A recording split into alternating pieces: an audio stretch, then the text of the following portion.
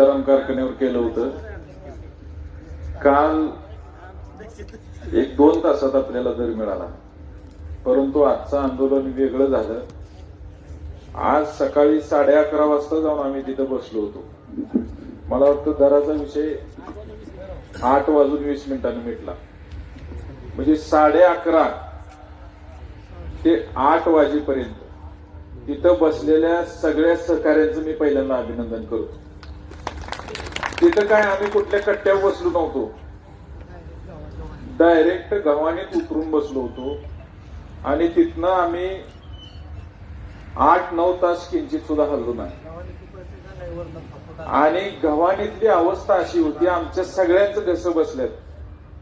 वर उसानं फुल भरलेलं टेबल आणि सगळा धुरळा आसपासचा उडून तिथे येत होता आमच्या अंगावर. आणि वरच्या मोळ्या कधी पडतेल्या सांगता येत नव्हतं, कडला येऊन थांबलेल्या होत्या. तरी सुद्धा या सगळ्या मावळ्यांनी जीवाची पर्वा न करता 8-9 तास तिथे खिंड लढवली. कुणीही किंचित मागं सरलं नाही. कारखान्याने जे त्यांचे काय डावपेच होते किंवा आपली खरंच बिंबीच्या देठापासून मागणी आहे का हे बघण्यासाठी अनेक परीक्षा घेतल्या. आप्पा तिथं बसलेले 145 रुपये वाढवायसाठी 8 तास घालवलं. परंतु आपले जीवाभावाचे सहकारी इथं पोट तिरतीर करत पडलेले आहेत आणि आम्हाला त्यांचा चेहरा समोर दिसत होता, म्हणून आम्ही जागा सोडली नाही. त्यामुळं उद्याचं आंदोलन, आज जरा तिथं संख्या कमी होती, लांबचा कारखाना होता, पण उद्या जसं आग्या मावळ उठल्यावर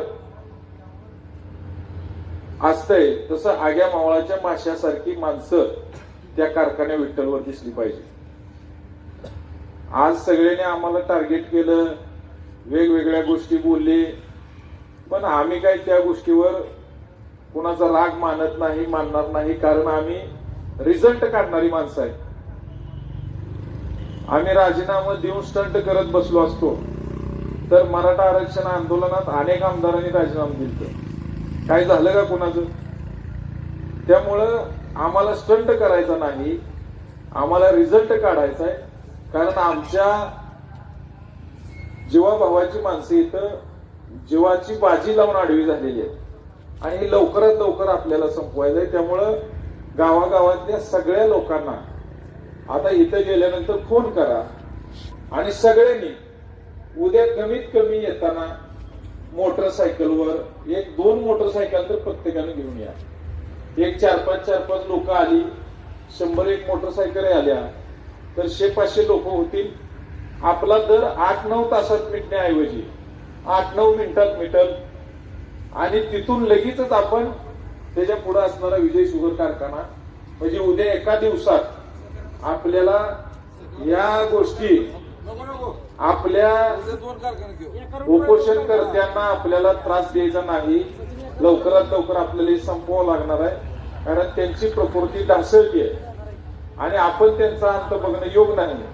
त्यामुळे आपण आता आक्रमक होणं गरजेचं आहे. त्यामुळे सगळ्यांनी इथं बसण्यापेक्षा आमच्या सोबत तिथं आलेलं लाख मोलाचं काम आहे. इथं ठराविक त्यांची काळजी घेणारी 4 लोक राहतेली, बाकीच्या सगळ्यांनी एकूण एक माणसानं उद्या विठ्ठल कारखान्यावर यायचंय. इथे यायचं का तिथे यायचं, कसं करायचं? उद्या